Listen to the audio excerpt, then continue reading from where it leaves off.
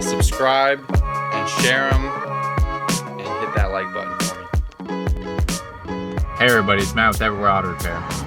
Tonight what we got going on is I'm doing the oil pan on a 2000 Chevy Express van. Now if you watched the last Mobile Mechanic Life episode, then you know that I'm taking care of a fleet of vehicles, and you might remember that I did an oil change on a 2000 Chevy Express, and I mentioned how the drain plug was not wanting to seal up, or how I had to get it really tight, it was starting to strip out. I don't remember exactly what I said, but it just would not stop leaking. Couldn't get it tight enough. A new plug, new washer. The plug would not stop leaking. So, and it was leaking around the gasket anyways. So we've got a new pan. We're putting in a new oil pan. And you might say, oh well, Matt, why not do a oversized drain plug? Well, because it's already leaking from the gasket. That's the first thing. The second thing is, what if that doesn't work? Well, I'm gonna do another oil change, put in this hokey thing that I've never used before. I don't know how well they work. I don't think it's a good idea. The pan's not that expensive. This is a professional vehicle. It's a tax write-off. It just doesn't really make sense to me to do a half-ass job. So we're replacing the pan, per my recommendation. The pan, dude, so it's a 2000 Chevy with a 5.7, and there's two different oil pans. So I had O'Reilly's just get us both oil pans. And then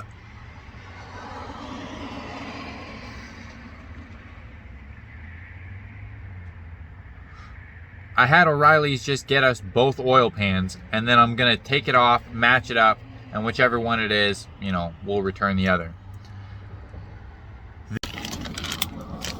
But first, chocolate croissant from Panera. All right, so we hit our first hiccup. Apparently, the normal place where we put the key to get into the key box, it's not there.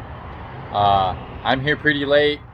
I don't know where the key is, but what this means is that instead of changing the oil pan on this nice flat concrete,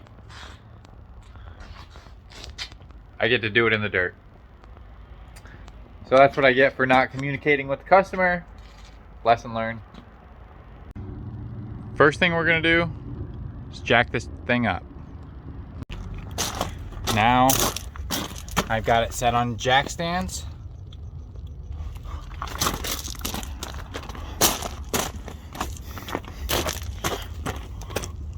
On the frame. And here, I'm gonna get the light up in here.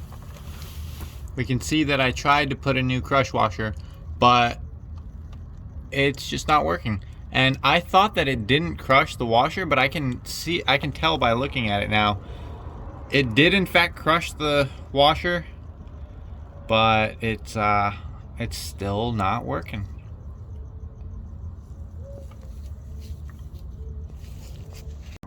So the first thing I'm going to do is I'm going to take my Milwaukee Impact. I'm going to come up here and spin that thing off and drain the oil out. Alright, you can see the bolts for the oil pan. They're all around. Let's see if I can get you up there.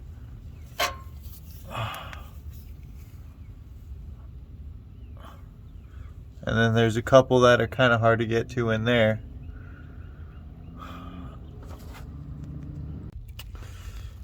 So these are the tools that I use to get them off: a 10 ratcheting wrench, extensions, wobble, swivels.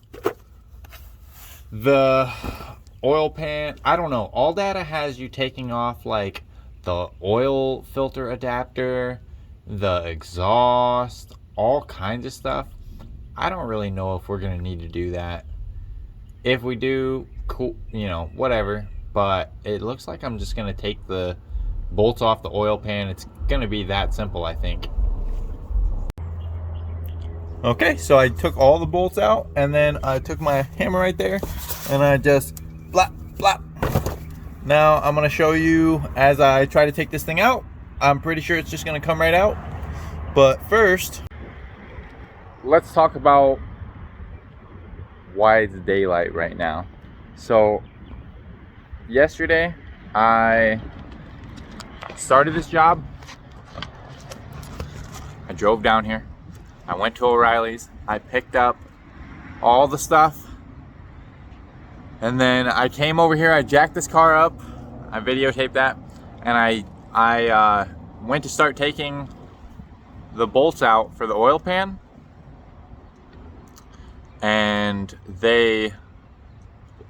I didn't have my tools. I didn't have my main toolbox with my extensions. I didn't even have a ratchet.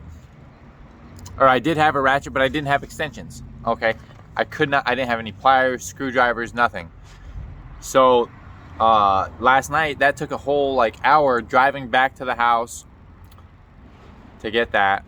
I come back here, I'm sitting here taking all these bolts out, and I was falling asleep underneath the car like 3 or 4 times. I woke up and it was pitch black, and I'm underneath the car, and I'm like, man, I'm pretty tired. I guess it's just dark and I just fall asleep or something. So I just went and slept in the car, and now I'm here, and I'm still gonna have to go and leave. I don't even have shop towels. I don't know what I left everything at the house. No razor blades and RTV. So I'm gonna make an AutoZone run real quick, or an O'Reilly's run for these guys. But yeah, right now I'm gonna show you taking the oil pan out. Okay, so there's these little tabs. I'm pretty sure I'm not gonna be able to get it out without taking those out. It's gripping right here, so I'm gonna have to do some of this action.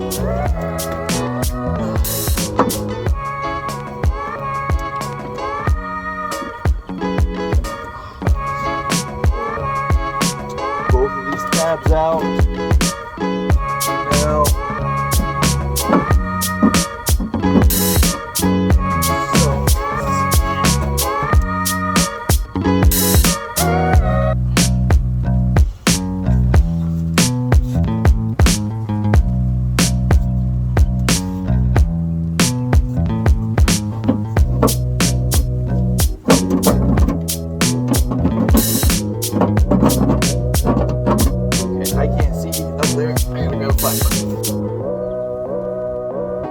so it's actually hung up on the oil filter lines. So that's probably why all data has you taking the oil filter adapter off, because it's got these 2 oil lines attached to it. But you know what?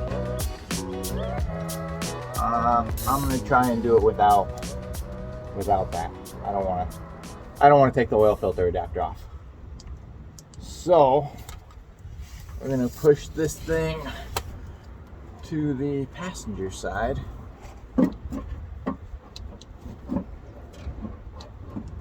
And you know what? I'm gonna take this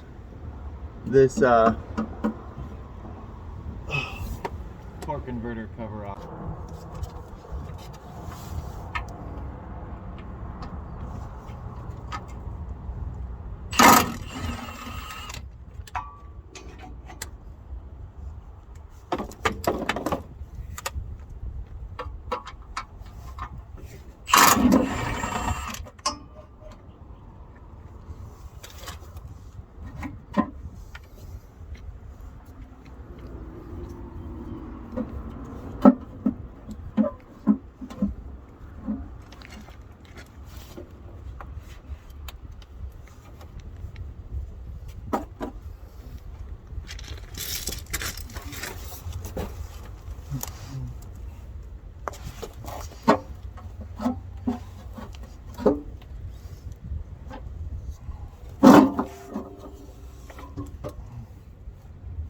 there you go, guys.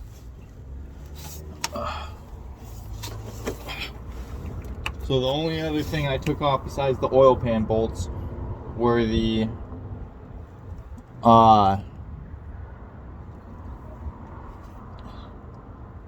torque converter cover.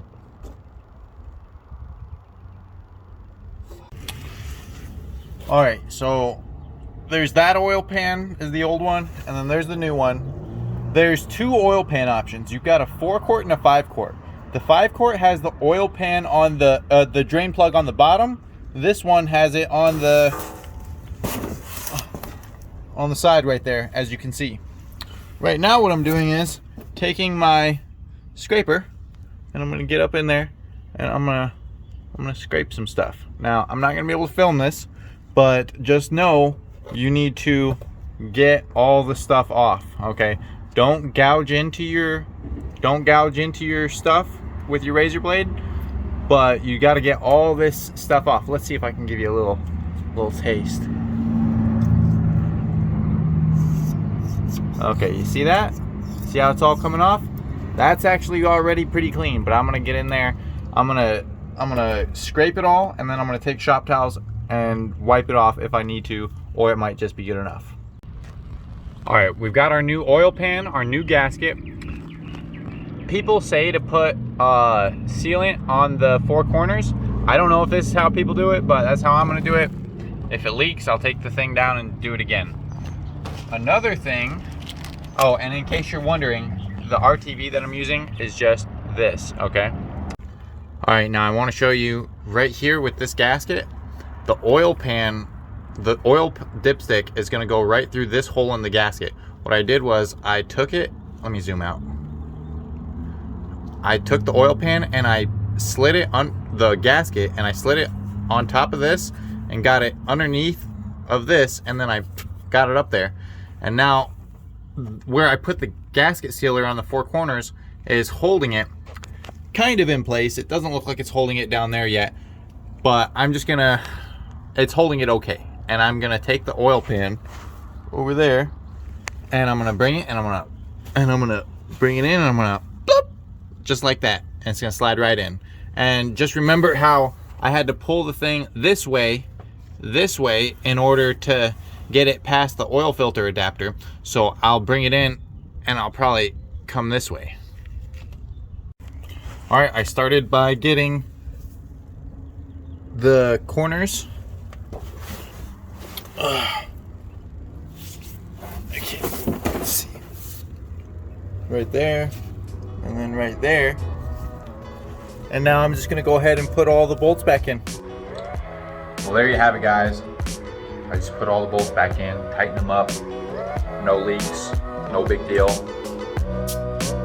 If you have any questions, maybe I can help you, leave them down below in the comment section. Go ahead and like and subscribe if you haven't already. Keep an eye up the hill, guys. What? What? Oh my. What?